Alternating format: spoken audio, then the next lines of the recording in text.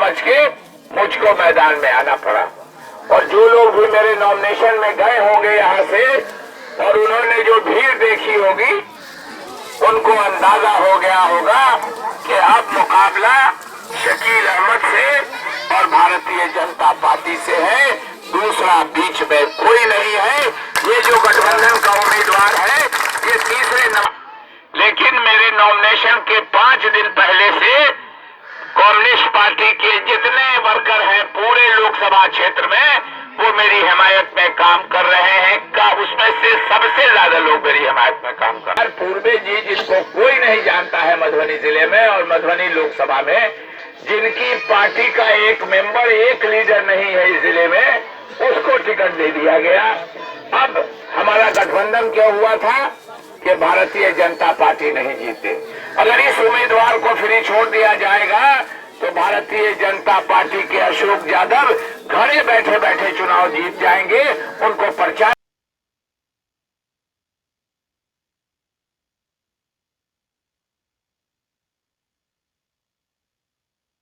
सोच समझ के मुझको मैदान में आना पड़ा। और जो लोग भी मेरे नॉमिनेशन में गए होंगे यहाँ से और उन्होंने जो भीड़ देखी होगी, उनको अंदाजा हो गया होगा कि अब मुकाबला शकील अहमद से और भारतीय जनता पार्टी से है, दूसरा बीच में कोई नहीं है। ये जो गठबंधन का उम्मीदवार है ये तीसरे नंबर। लेकिन मेरे नॉमिनेशन के 5 दिन पहले से कम्युनिस्ट पार्टी के जितने वर्कर हैं पूरे लोकसभा क्षेत्र में, वो मेरी हिमायत में काम कर रहे हैं। उसमें से सबसे ज्यादा लोग मेरी हिमायत में काम कर रहे हैं। पूर्वे जी, जिनको कोई नहीं जानता है मधुबनी जिले में और मधुबनी लोकसभा में, जिनकी पार्टी का एक मेंबर, एक लीडर नहीं है इस जिले में, उसको टिकट दे दिया गया। अब हमारा गठबंधन क्या हुआ था कि भारतीय जनता पार्टी नहीं जीते। अगर इस उम्मीदवार को फ्री छोड़ दिया जाएगा तो भारतीय जनता पार्टी के अशोक यादव घरे बैठे बैठे चुनाव जीत जाएंगे। उनको प्रचार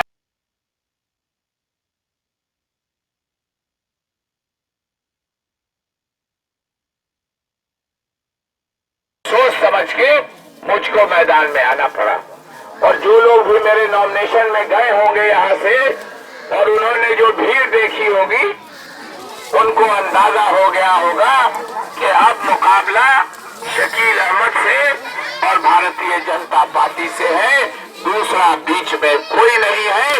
ये जो गठबंधन का उम्मीदवार है ये तीसरे नंबर। लेकिन मेरे नॉमिनेशन के 5 दिन पहले से कम्युनिस्ट पार्टी के जितने वर्कर हैं पूरे लोकसभा क्षेत्र में, वो मेरी हिमायत में काम कर रहे हैं। उसमें से सबसे ज्यादा लोग मेरी हिमायत में काम कर रहे हैं। पूर्वे जी, जिनको कोई नहीं जानता है मधुबनी जिले में और मधुबनी लोकसभा में, जिनकी पार्टी का एक मेंबर, एक लीडर नहीं है इस जिले में, उसको टिकट दे दिया गया। अब हमारा गठबंधन क्या हुआ था कि भारतीय जनता पार्टी नहीं जीते। अगर इस उम्मीदवार को फ्री छोड़ दिया जाएगा तो भारतीय जनता पार्टी के अशोक यादव घरे बैठे बैठे चुनाव जीत जाएंगे। उनको